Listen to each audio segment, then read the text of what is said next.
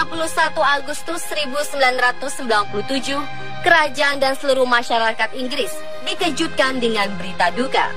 Lady Diana, ibu dari Pangeran William dan Pangeran Harry, tewas dalam sebuah kecelakaan mobil saat melintasi terowongan di Paris bersama sang kekasih Dodi Al-Fayed dan sang sopir bernama Henry Paul. Berita kematian Lady Diana tidak hanya membuat masyarakat Inggris menangis, tetapi juga seluruh masyarakat di dunia ikut berduka dan bersedih atas kematian mantan istri Pangeran Charles yang terkenal cantik, berjiwa sosial, dan ramah ini. Meski Princess of Wales telah tiada, sejumlah kontroversi tentang dirinya masih terus bergulir hingga saat ini, termasuk perkara kematiannya. Banyak masyarakat yang menduga-duga kalau Lady Di dibunuh oleh pihak kerajaan Inggris. Lalu, benarkah Lady Di dibunuh? Untuk itu, mari kita simak segmen spesial On The Spot yang akan memberikan informasi serta kontroversi kisah hidup dan kematian Putri Diana.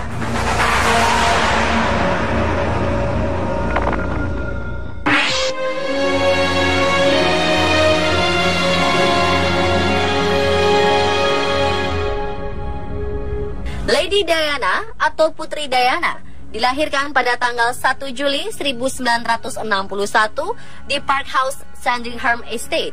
Dia lahir dengan nama Diana Frances Spencer. Ayahnya, Edward John Spencer, adalah keturunan langsung Raja Charles II. Sedangkan ibunya, Frances Viscountess Althorp, merupakan putri dari Baron Vermoy, bangsawan dari Irlandia. Diana mendapat gelar Lady Diana Spencer ketika ayahnya mewarisi gelar Earl Spencer ke-8 padanya. Spencer memang sudah dekat dengan keluarga kerajaan Inggris selama berabad-abad dan semakin dekat ketika mulai mendukung kerajaan selama tahun 1600-an. Nenek Diana, Ruth Lady Vermoy, adalah seorang teman lama dan seorang dayang untuk Ratu Elizabeth, sang ibu ratu. Ayahnya menjabat sebagai equerry kepada Raja George VI dan untuk Ratu Elizabeth II.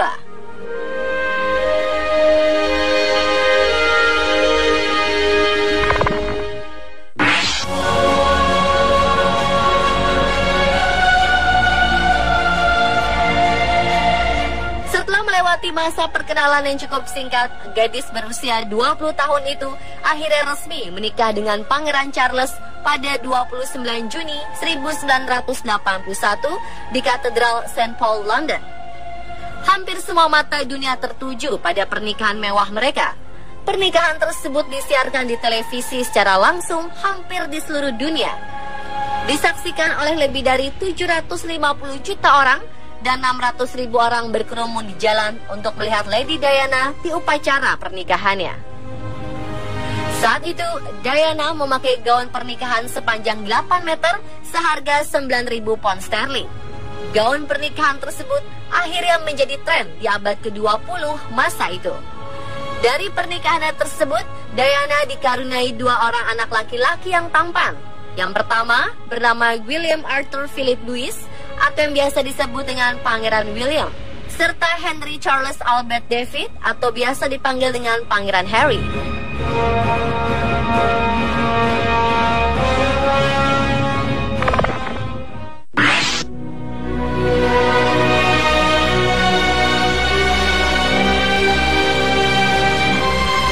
Kekaguman masyarakat terhadap Putri Diana bukan saja karena kecantikannya, tetapi juga keramahannya pada semua orang. Selera modenya menginspirasi dan aksi-aksi sosialnya. Sejak menikahi pewaris tahta Inggris Pangeran Charles, Lady Diana menjalankan tugas resmi kerajaan. Hal ini dibuktikan dengan perhatiannya pada para penderita AIDS. Diana adalah publik figur pertama yang terang-terangan mau bersalaman dengan penderita AIDS tanpa menggunakan sarung tangan, di mana kebanyakan orang menganggap jijik pada mereka.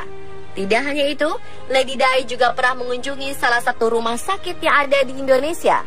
Tak menghiraukan imbauan dari para pejabat dan awak media, putri cantik itu langsung duduk di tempat tidur penderita kusta dan berjabat tangan dengan mereka. Diana bahkan tak ragu menyentuh perban yang membungkus luka parah pasien. Sosoknya makin bersinar hingga ke seluruh dunia. dan ia pun menjadi orang yang paling disayang oleh masyarakat Inggris pada abad 20. Walaupun tindakan berani Diana dapat mengubah pandangan banyak orang terhadap pasien kusta dan HIV/AIDS, tak semua orang senang dengan sikapnya. Salah satunya adalah Ratu Inggris Elizabeth II yang memiliki tanggapan berbeda serta berlawanan arah dengan Diana.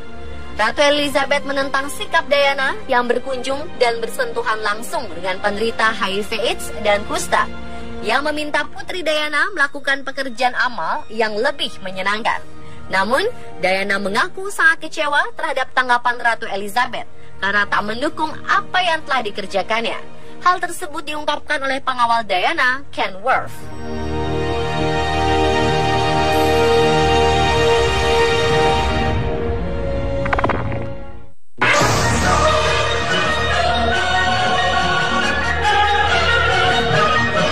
Beberapa tahun setelah pernikahannya, mulai muncul benih-benih keretakan rumah tangga Diana dengan Pangeran Charles. Dikabarkan Pangeran Charles tengah berpaling dari Diana. Ia kembali berhubungan dengan cinta pertamanya, Camilla Parker Bowles.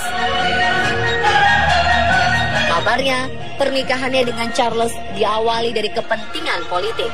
Hal tersebut membuat Diana depresi dan akhirnya menderita bulimia, yaitu keadaan di mana seseorang makan secara berlebihan, secara berulang-ulang, dan kemudian kembali mengeluarkannya. Bahkan Diana pernah mencoba melukai diri sendiri dan melakukan 5 kali percobaan bunuh diri. Berat badannya turun drastis.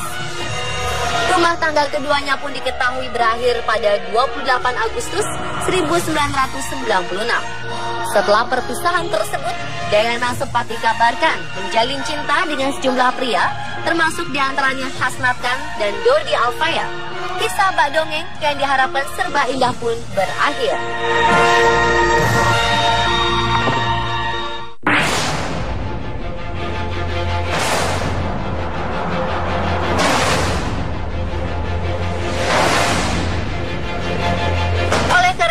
Diana menjadi objek yang paling diburu oleh media atau wartawan di seluruh dunia selama menjadi Putri Inggris. Bahkan hingga pernikahan yang berujung pada perceraian pada 28 Agustus 1996.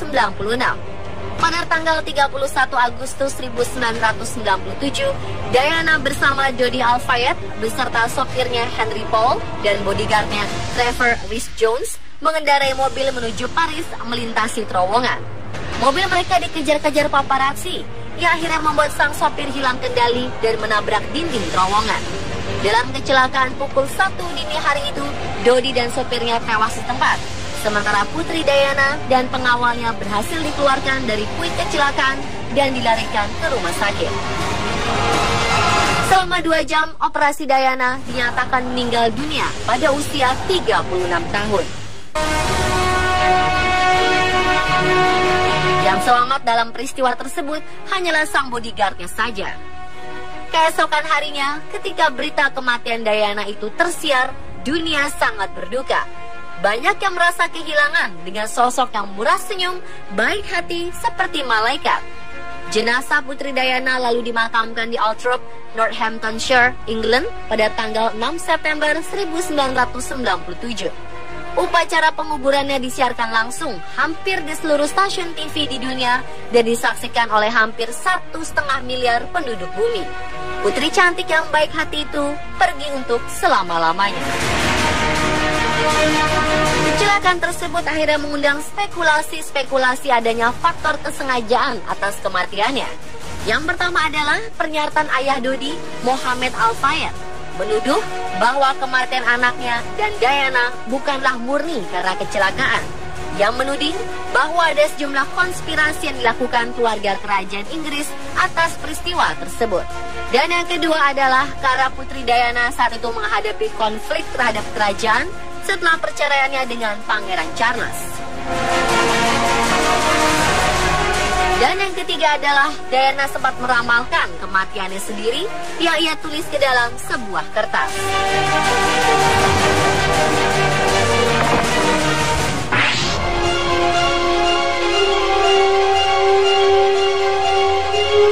Di tengah duka akibat kepergian Diana, banyak teori konspirasi bermunculan terkait kecelakaan yang merenggut nyawa sang lady. Hal tersebut dilakukan untuk mencegah Diana menikahi seorang muslim. Sehingga inilah yang menjadi alasan kuat penyebab kematian yang merenggut nyawa Diana serta putranya tersebut. Menurut ayah Dodi, keluarga kerajaan, Badan Intelijen Inggris, dan Amerika Serikat ada di balik kejadian tragis itu.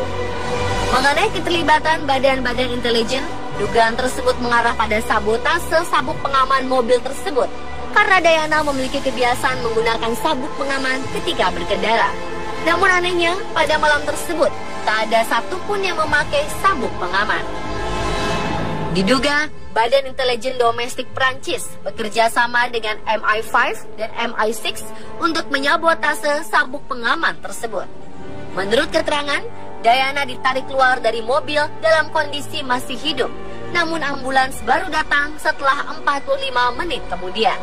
Mengapa bisa begitu lama? Spekulasi yang muncul, kedatangan ambulans sengaja ditunda agar sang putri tidak sempat mendapat pertolongan. Lalu apakah dugaan yang dilemparkan ayah Dodi tersebut terbukti benar? Bahwa Lady Diana dan putranya Dodi Al-Fayed dibunuh pada malam tersebut?